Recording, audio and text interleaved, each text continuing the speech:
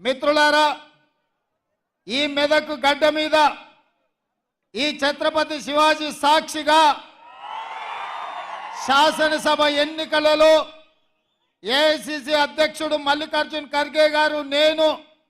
మైనంపల్లి హనుమంతన్న ఇక్కడికి వచ్చి మా యువ మిత్రుడు రోహిత్ నామినేషన్ ఎప్పుడైతే ఏపించినామో ఈ రోజు కూడా మళ్ళా ఇక్కడి నుంచే ఈ ఛత్రపతి శివాజీ సాక్షిగా మేమందరం వచ్చి నీలం మధు నామినేషన్ ఇక్కడ ఏపిస్తుంటే వేలాదిగా మీరు వచ్చి అండగా నిలబడి ఒక బలహీన వర్గాల బిడ్డను మెదకు గడ్డ మీద గెలిపించడానికి మీ ఉత్సాహం, మీ ఊపు నాకెంతో సంతోషాన్ని, నమ్మకాన్ని కలిగించిందని నేను తెలియజేస్తున్నా. మిత్రులారా, ఈ మెదక్ గడ్డకు ఒక చరిత్ర ఉన్నది. ఈ దేశంలోనే కాంగ్రెస్ పార్టీ కష్టాలలో ఉన్నప్పుడు ఇందిరాగాంధీ గారికి 1980లో మీరు అండగా నిలబడి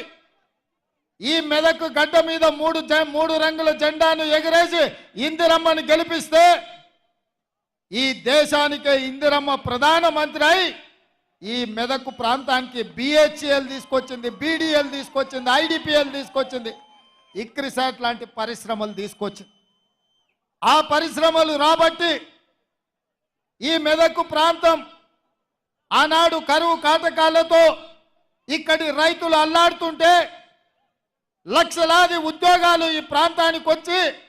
ఉద్యోగ ఉపాధి అవకాశాలు పెరిగి ఈ ప్రాంతం దేశంలోనే అభివృద్ధి చెంది ఇవాళ ఈ మెదక్ ప్రాంతం దేశం నలుమూల నుంచి కార్మికులు ఇక్కడికి వచ్చి ఉద్యోగ ఉపాధి అవకాశాలు పొందుతున్నారు. ఇవాళ